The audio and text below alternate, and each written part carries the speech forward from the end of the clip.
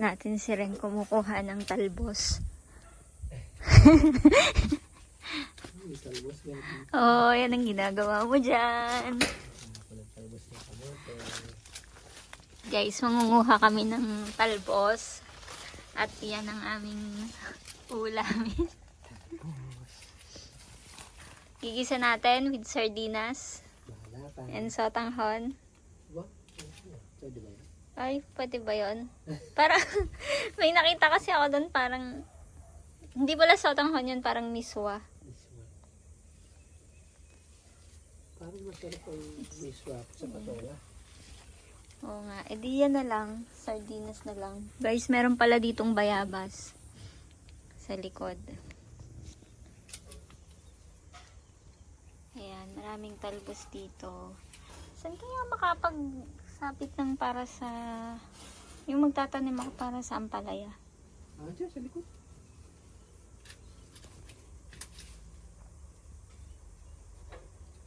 Pasensya na kayo guys sa itsura ko. Bagong gising lang tayo. Actually, tanghali na nga eh. Dahil off namin ngayon ni Ren. Dito lang kami sa bahay, hindi kami lalabas.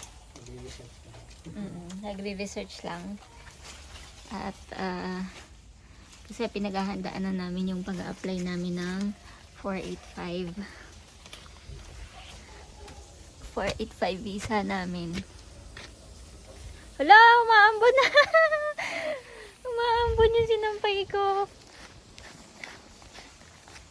Tuyo ba? Naku, hindi pa tuyo. Wala kasi talagang araw ngayon. Tapos, ang forecast ay 4 days na maulan. So, 50%, 40%, 30% chance of raining. Ganon yung makikita mo sa weather forecast. So, kung sana hindi tumuloy.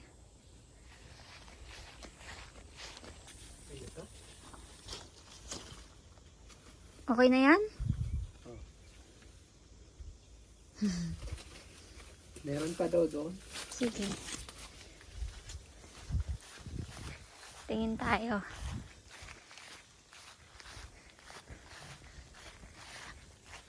Dito, oo, meron ba dito?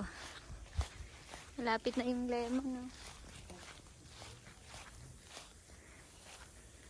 Oo, ito. Meron pa dito. Medyo masukal na. Ay, ito yung papaya, oh, sabi ko sa'yo. Namumunga na ulit, makakapagtinola na ulit, tsaka ginatang papaya. Yan guys, may papaya dito. Nasaid namin yung bunga niyan. Pwede na ulit gawing atsara pagka lumaki. Tapos, plano kasing magtanim ng ng ampalaya. Papagapangin namin. May kamatis din dito. Ay, sayang oh, hindi nakuha yung bunga ng kamatis. Lately kasi maulan din.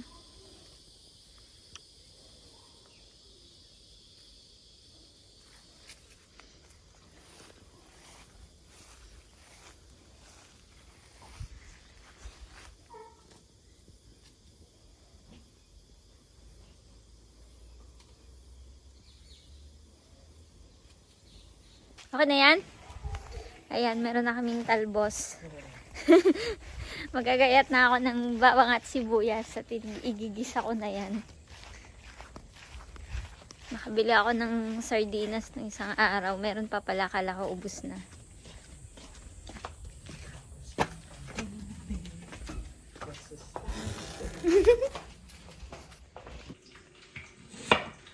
Magana tayo. Nagkayat. Ito ang ulam natin ngayon.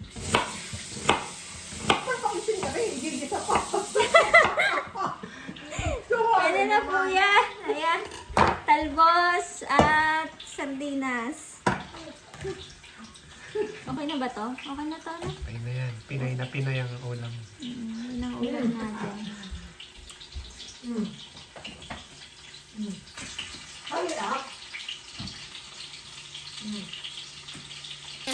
libreng hotdog pa. Nakakatakot yung hotdog.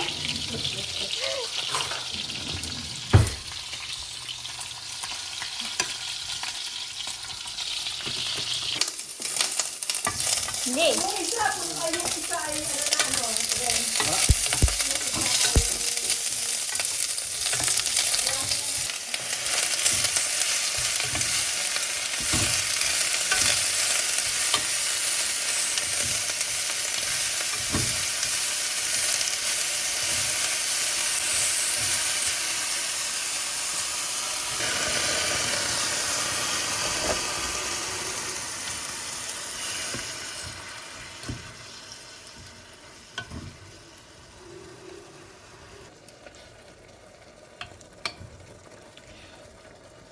Ito guys, ang isa sa maganda pag meron kang mga tanim sa bakuran. Kagaya niyan, may talbos.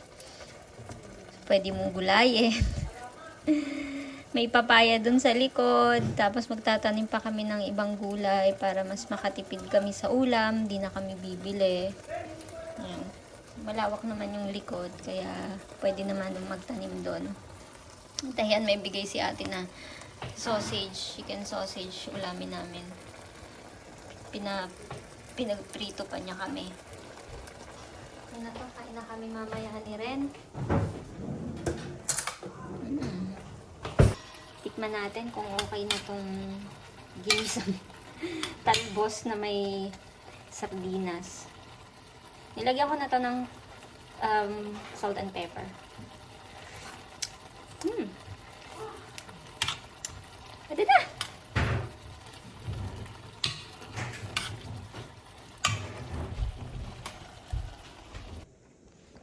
Di, kain ka na. Yeah. Kain tayo guys. Yan ang aming tanghalian. Brunch na. No, it's Kain na. lunch. It's still It's lunch na. Lunch time na. Yan. Ginisang talbos na may sardinas. and sibuyas. Sibuyas, bawang. Solve! Solve. Para nasa Pilipinas lang. Para kang wala sa Australia.